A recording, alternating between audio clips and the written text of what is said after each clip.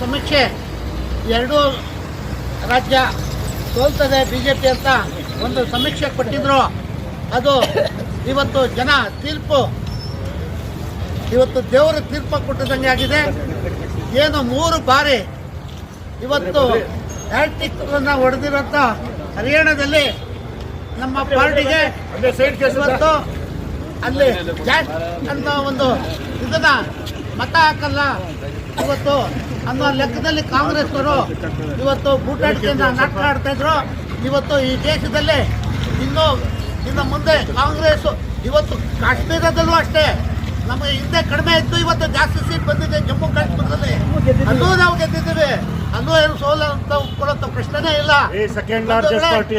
ಈ ದೇಶದಲ್ಲೇ ಇನ್ನು ಮುಂದೆ ಕಾಂಗ್ರೆಸ್ ಧೂಳುಪಟ ಆಗುತ್ತೆ. ಬಿಜೆಪಿ ಅತಿ ದೇಶದಲ್ಲೇ ಇನ್ನೂ ಹೆಚ್ಚಿನ ರಾಜ್ಯಗಳಲ್ಲಿ ಮತ್ತೆ ಬಿಜೆಪಿ ಅಧಿಕಾರಕ್ಕೆ ಬರುತ್ತೆ.